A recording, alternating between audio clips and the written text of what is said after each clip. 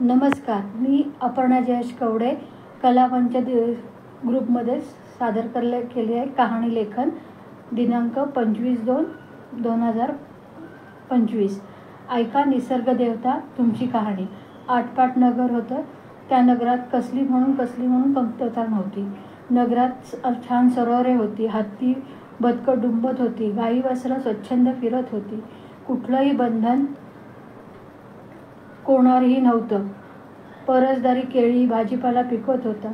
सांजवास तुळशी वृंदावनाजवळ लागत होती. वाडीत फणस, काजू, आंबे, रातांब्यांची रेलचेल होती. ताक कोणी विकत नव्हतं. लोणी वाटीभर भाजी मागायला कोणी सुद्धा लाजत नव्हतं. पावसातले तुमचे भरणे म्हणजे जणू काही दोन्ही कराने उधळलेला तो हिरवा कंच रंग. तुमच्या सानिध्यातील ते अनेक सणवार, रंगपंचमीला झाडाला झोका आणि नागोबाला दूध,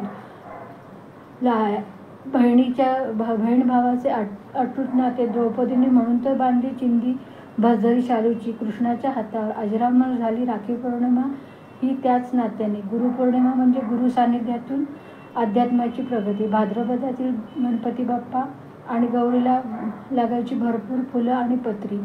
पितृपुंजवडा म्हणजे माका ब्रह्मी तुळस, त्याच्याशिवाय नाही पूर्णत्वाला श्राद्धाला. आलीच की अश्विन नवरात्र, मग काय तुझा थाट तर वेगळाच. घटस्थापना म्हणजे झेंडू, गुलाब, सोनचाफ्याचे आरास. वर्षाचे 12 महिने, प्रत्येक वेळी तुझे गुण रूप किती वेगळे. गोजिरे साजिरे तुझी कहाणी. एकदा काय झालं, आला ना मोबाईल, बसला ना त्याचा टॉवर भिंतीवर, दाखवले ना त्याने आपले अस्तित्व. मग काय गेला तुझा हिरवा कंच रंग पार विरून. अन्नधान्य नाही सोय, पण हातात घेऊन अन्नपाण्याची नाहीच सोय, पण हातात घेऊन मोबाईल फोन. किती म्हणून मजा आली, पण निसर्ग होता.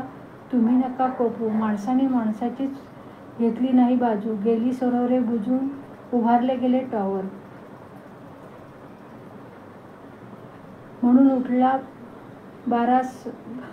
उठले 12-26 मजली टॉवर. चिऊ काऊ पारखे झाले. कबूतर पण विसरली आता संदेश घेऊन जायला. शुद्ध पाण्याची बोंबाबोंब झाली. पक्षी पाण्याशिवाय देश सोडून परदेशात गेली. पशुसंवर्धन काही काळातच नाही उलटसुलट होऊन बसले. बंद झाले सदनिकांचे दरवाजे. बंद आता मात्र हवे ते मिळत गेलं. झाली बसल्या जागी सर्व काही सुरळीत चालू.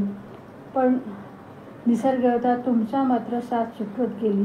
आतोनात जंगलतोड, ऑर्गॅनिकच्या नावाखाली तुमच्या पिकाचा बाजार मांडला. रास आता पावत नाही. सूर्याने धग वाढवला. निसर्गाने वर आपत्ती पाठवून दिली.